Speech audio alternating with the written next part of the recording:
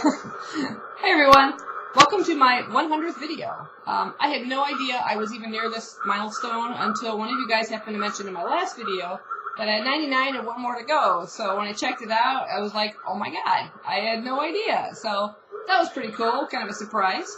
As you can see, I've sort of decorated for the Halloween season, hence all the racket coming from this one haunted house with the spinning crows above it. I'm going to go ahead and shut that noise down so you can actually hear me talk. But we'll leave the lighting effect on. Set the atmosphere.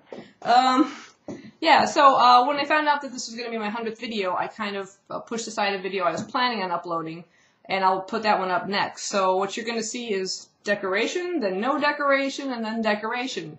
Like magic. Perfect for the season. So anyway, today I thought I would do a book haul. And before I get started, a couple videos back, I had asked you guys if you had any suggestions where I could track down some hardcover copies in the UK format of one of my favorite authors, Jasper Fforde, and I'm looking for his Thursday Next series. And you guys came through with a lot of really great suggestions. There was eBay, halfpricebooks.com, book closeouts, the Book Depository, Abe Books, Thrift Books, and Fish Pond. And I thought, Fish Pond, that sounds really weird. But I went ahead and checked them all out. Some showed, you know, nothing currently available, didn't list them at all. Then like I said, a couple came through, mostly Thrift Books and Fish Pond. So I'll start with the first one I got from Thrift Books. I got one from them, and that was book 4, Something Rotten. So I just love the really bright, colorful covers and the slightly worn look to them that they put on there. It's just really neat. These are little smaller size hardcovers. When this one arrived, the front corner was kind of smashed way down, which I've since kind of straightened back up, and I wondered why it was somewhat flexible.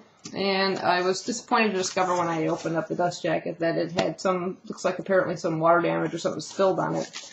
There's no odor to it, thank God. Nothing that's transferred to any of the pages, so it's still fairly good condition. I'm going to keep my eye out for a better one, but I don't remember them saying anything about any water damage in the description. But anyway, at least that's the earliest one I've been able to find in hardcover. The first 3 seem to be nearly impossible, and I may have to resort to the paperback copies of the UK versions, but still was pretty happy to track that one down. And then the next 4 books I got from Fish Pond. I had never heard of this place. David over at DP Book Reviews recommended this place, and they did really come through. I've got one of our Thursdays is missing. And that's the cover. The spine, and these are in mint condition. There's no watermarks. There's no remainder marks or anything. They look brand new. It shows a map on the inside. This is Fiction Island.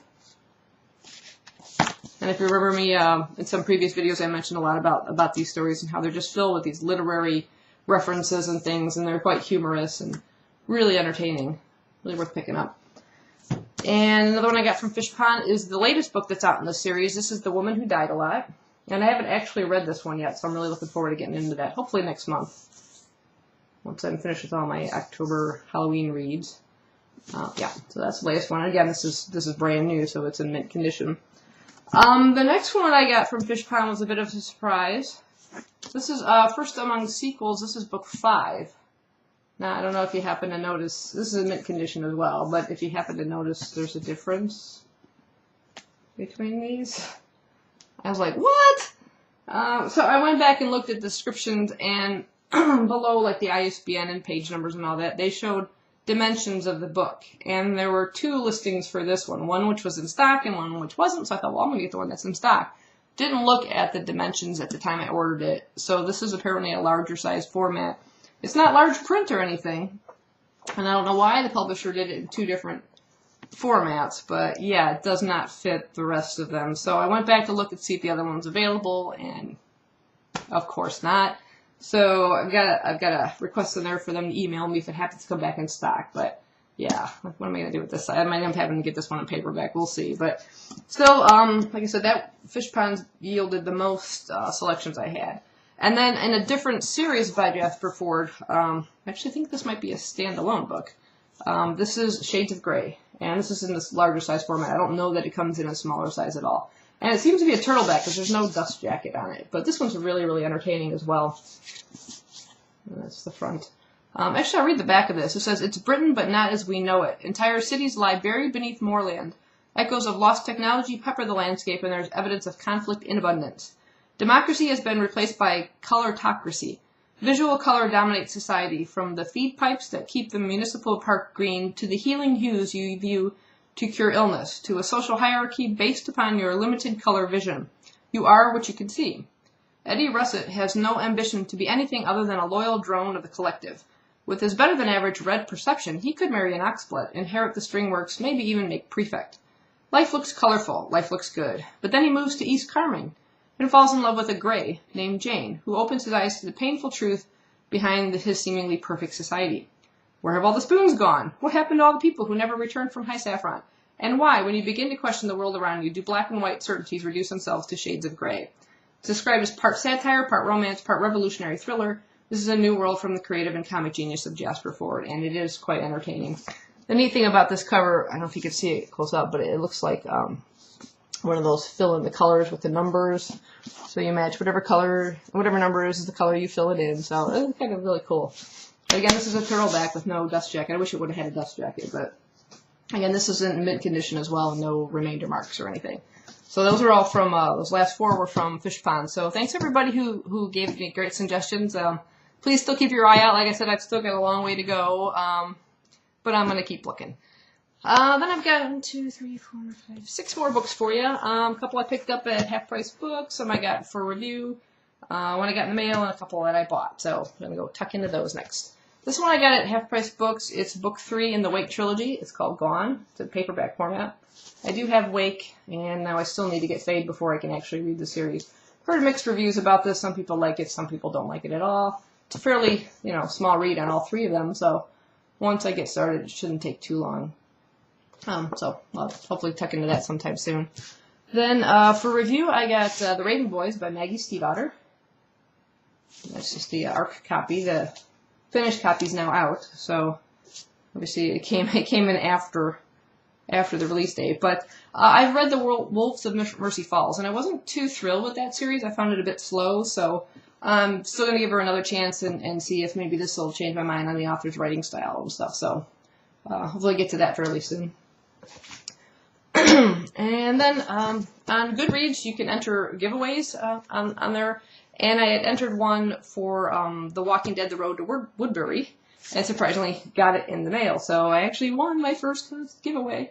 And this is actually book 2 in the series, and it covers the character of the governor. I don't know that he's shown up in the Walking Dead TV series yet. I'm only on season 2 myself, and I don't know what they've covered so far, but I think it's kicking in like now in season 3. But anyway, this is book 2, so before I could get started this, I have to read book 1, so then I had to go out and buy The Rise of the Governor. He's a pretty nasty character. I've come across him in the Walking Dead Compendium comic, and yeah, he's really, really nasty, but this is like behind the scenes about his character and how he came to rule the area that he is in, or the town. So this is book 1, and then book 2, and apparently it's going to be a trilogy, so I'll have to keep out for 3. And then one of my other favorite authors, Kim Harrison, released a kind of a compilation of a lot of her short stories that she had published in various other books based on the Hollows series, which is one of my favorite series with Rachel Morgan. And there's several of the stories compiled in here, and also several new short stories, and it's called Into the Woods. And then it says Tales from the Hollows and Beyond. That's nice hardcover format. There she is. And so I'm looking forward to reading this. I've read a lot of the short stories, but I'm looking forward to reading some of the newer original freestanding ones and different characters and stuff to see what else she comes up with. So I'm really happy to get that. And the last one I have for you today is actually a package. So if I do an unboxing on live TV here, if I can get it open. Let's see. Great packaging. Okie dokie. And it's Velveteen! Woohoo! My copy came. I'm so happy. I have, of course, read this already and posted a review quite some time ago. But, of course, I wanted my physical copy, and I pre-ordered it, like, almost immediately, months and months and months ago, when it first became available. So I am going to be rereading this because the YouTube book club, hosted by Bunny Cates, is going to be doing this in November. So I want to, get it fresh in my mind and everything. And it's a lot of fun if you get a chance to go ahead and check out that book club. I'll put links to the 3 hosts' channels. I believe Sam is going to be hosting this particular book. So, yeah. So if you get a chance, pick a copy of this up. This is a fantastic story. It's a good time to read it now because it's kind of like YA horror. Really, really great. So I'm so happy to get my copy and get started reading on that. So I'm probably going to try and squeeze it in before the end of this month. So that's my book haul. That's my 100th video. And my decorations. So like I said, the next video you'll see all the decorations magically disappear. So have fun. Hope you're reading something good. And thanks for watching. Bye-bye.